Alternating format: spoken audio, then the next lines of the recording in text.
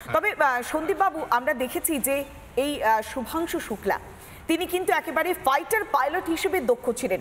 তিনি MiG-19 জাগুয়ারের মতো একের পর এক যুদ্ধবিমান তিনি চালিয়েছেন। সেক্ষেত্রে গগনযানকে বা গগনযানে যে ইনফরমেশন নিয়ে আসার জন্য বা স্পেস ক্রাফটে যখন তিনি যাচ্ছেন তার এই যে কলা ঠিক কিভাবে কাজে লাগবে? দেখুন, প্রথম কথা নেভিগেশনে তো যারা যে যত দক্ষ পাইলট, কারণ এটাও তো একটা স্পেস ক্রাফট, এবং সেই স্পেস ক্রাফটটা হচ্ছে এরোপ্লেনের মতোই, যে যত বেশি সংখ্যা যত ঘন্টা কাটিয়েছে প্লেন চালিয়ে তাদের কাছে তত বেশি সহজ। এবং আমি দু একটা কথা আমি যোগ করতে চাইছি, এই মানে উনি আমার আগে যিনি বললেন সেটা হচ্ছে যে মাইক্রোগ্র্যাভিটি, প্রথম কথা যেটা বুঝতে হবে যে ওই মাইক্রোগ্র্যাভিটিতে চালানোর জন্য ভেতরে তো আমাদের যে বাতাস আছে, তাতে মানে মানুষজন নর্মালভাবে বাস করে এবং নিঃশ্বাস নেয়, তাদের অ্যাকচুয়ালি স্পেস স্যুট পরে থাকতে হয় না। যেটা হয় আপনারা দেখেছেন যে ভেসে চলে। এবং এই যে মাইক্রোগ্র্যাভিটি, এটা মানুষকে একটুখানি আমি বোঝাচ্ছি যে এই যে স্পেস যে ওনার কতখানি কী চ্যালেঞ্জের মধ্যে হলো যে সেটা হচ্ছে যে আপনাকে যখন ডকিং করতে যাবেন, আপনাকে মনে রাখতে হবে যে ISS সঙ্গে ডকিং করতে যাওয়া এবং আনডকিং করাটা সুনিতা উইলিয়ামসের সময় একটা প্রবলেম ছিল, এবং সেইখানে ওনার সবচেয়ে বেশি কৃতিত্ব কাজে লাগবে, ওনার এক্সপিরিয়েন্স কাজে লাগবে। যে যখন উনি হারমোনি মডিউলের সঙ্গে ডকিং করতে চলেছেন, হ্যাঁ, সেই সময়তে এক্স্যাক্ট মানে আপনাকে মনে রাখতে হবে মিলিমিটার পার সেকেন্ডে যেতে হবে, প্রচণ্ড জিরো স্পিডে, মানে রিলেটিভ স্পিডে। আর দুজনেই কিন্তু 24,000 কিলোমিটার পার আওয়ারে যাচ্ছে। সুনিতা উইলিয়ামসের কথা বলছেন, যখন আনডকিং হচ্ছিল বা যখন ডকিং হচ্ছিল, তখন যেমন শরীরের একটা হরমোনাল ব্যালেন্সে চেঞ্জ হচ্ছে, এক্ষেত্রেও একই রকমভাবে সেই চেঞ্জেসটা হবে।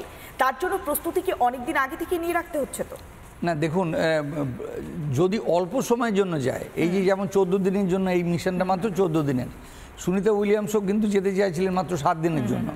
সেইখানে প্রস্তুতির কোনো দরকার পড়ে না, সেইটা উনি কোয়ারেন্টিনে আছেন। 25শে মে থেকে শুভ্রাংশুবাবু কোয়ারেন্টিনে আছেন, যাতে অন্য কোনোভাবে অসুখ বিসুখ না হয়, কারণ ওনার একটা সাবস্টিটিউটও আছে, ওনার যদি অসুখ করে তাহলে আরেকজন তার জন্য দাঁড়িয়ে আছে, তো সে যেতে পারে। এখন ব্যাপার হচ্ছে যে এই মাইক্রোগ্র্যাভিটির জন্য টেস্ট তাকে নানাভাবে করা হয়েছে, মানে ন্যাচারালি ট্রেনিং হয়েছে, প্রায় বছরখানেক ধরে ইন্টেন্সিভ ট্রেনিং হয়েছে যে মাইক্রোগ্র্যাভিটিতে কী করে যন্ত্রপাতিগুলো হ্যান্ডেল করতে হয়, কারণ আপনি তো নর্মালভাবে ব্যবহার করতে পারছেন না। যেমন মহাকাশচারীদেরকে তৈরি রাখা হয়েছে, তবে মিশন আকাশ গঙ্গা বেশ খানিকটা গুরুত্বপূর্ণ আগামী দিনের জন্য।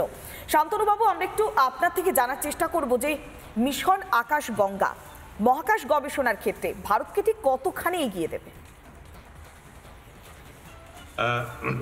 দেখুন, এখনো পর্যন্ত ভারতবর্ষে যতগুলো মিশন হয়েছে সবকটা হচ্ছে আনম্যান্ড স্পেস মিশন। হ্যাঁ, মনে করুন স্যাটেলাইট আমরা পাঠিয়েছি বা আমরা স্পাই স্যাটেলাইট পাঠিয়েছি, কিন্তু গগনযান হচ্ছে আমাদের প্রথম, যেটা হচ্ছে ম্যান স্পেস মিশন।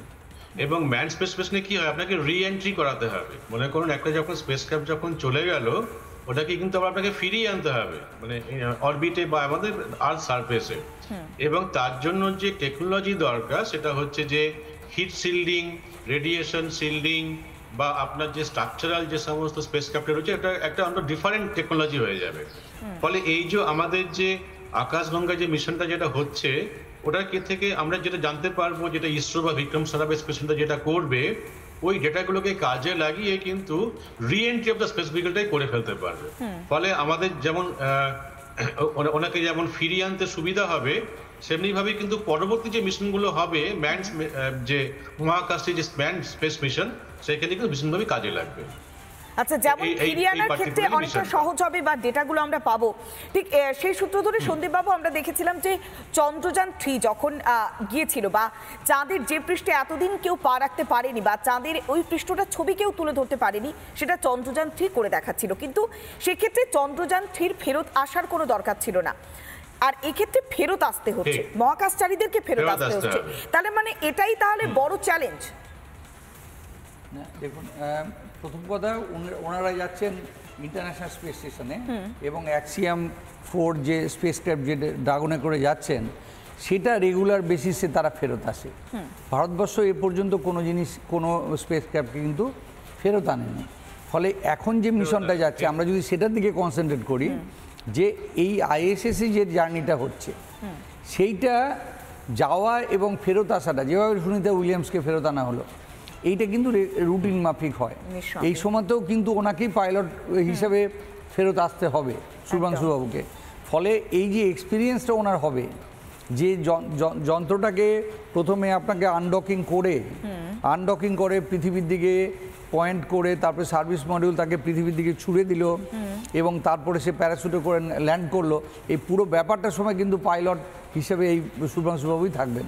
ফলে এই প্রথম একজন ভারতীয়, মানে আমরা এই যে সিস্টেমটার সঙ্গে পরিচিত হয়েছিলাম কয়েকদিন আগে সুনিতা পান্ডা উইলিয়ামস, তিনি যখন এলেন, যখন আনডকিং এর যে পদ্ধতিটা, তখন মানুষজনের কাছে পরিষ্কার হয়েছিল বিষয়টা। হ্যাঁ, এইটাই এখন একজন ভারতীয় করবেন আর কি। সেই সময় আপনার মনে থাকতে পারে যাওয়ার সময় সুনিতা উইলিয়ামস পাইলট ছিলেন বটে, কারণ উনি স্টার লাইনারে গিয়েছিলেন। আসার সময় ওনাকে আসতে হয়েছিল কিন্তু স্পেস এক্সে, সেই কারণে ওনারা কিন্তু প্যাসেঞ্জারের সিটে ছিলেন, ওনারা কিন্তু পাইলটের সিটে ছিলেন না। মানে একদিকে সন্দীপ বাবু, একদিকে পাইলটের সিটে বসে আছে ভারতীয়, যে একের পর এক তথ্য নিয়ে আসছে মিশন এই আকাশগঙ্গার মাধ্যমে, যা সত্যি গর্বের, সত্যি একটা স্পর্ধার বিষয়। অনেক ধন্যবাদ। আমাদের সঙ্গে ছিলেন মহাকাশ গবেষক শান্তনু ভৌমিক এবং ছিলেন মহাকাশ বিজ্ঞানী সন্দীপ চক্রবর্তী। তবে যে শুভাংশু শুক্লাকে নিয়ে এত কথা হচ্ছে, যিনি ফাইটার পাইলট হিসেবে এত দক্ষতা দেখিয়েছেন, একবার দেখানোর চেষ্টা করি। তার বয়সটা মাত্র ৩৯ বছর। লখনৌতে জন্ম হয়েছে এই শুভাংশু শুক্লার, যে মিশন আকাশগঙ্গার অন্যতম সঙ্গী। ২০০৬ সালে ভারতীয় বায়ুসেনায় যোগ দিয়েছিলেন শুভাংশু শুক্লা। ফাইটার পাইলট হিসেবে ৫ বছর তিনি কাজ করে গিয়েছেন এবং প্রায় ২০০০ ঘন্টা যুদ্ধ বিমান চালানো তার রেকর্ড রয়েছে। SU-30 এবং MiG-29 এবং একই সঙ্গে একের পর এক জাগুয়ারের মতো যুদ্ধ বিমান চালানোর অভিজ্ঞতা রয়েছে। ২০২০ সালে মহাকাশচারী হিসেবে তিনি নির্বাচিত হয়েছিলেন, আর এবার ইসরোর গগনযান মিশনের জন্য তিনি নির্বাচিত হয়েছিলেন, আর এবার তিনি আকাশগঙ্গা মিশনের অন্যতম সঙ্গী। নানা ধরনের কন্টেন্ট দেখার জন্য লাইক করুন, শেয়ার করুন আমাদের ফেসবুক পেজ, সাবস্ক্রাইব করুন আমাদের ইউটিউব চ্যানেল। পাশাপাশি অন্যান্য ব্রেকিং নিউজের জন্য অবশ্যই চোখ রাখুন রিপাবলিক বাংলায়।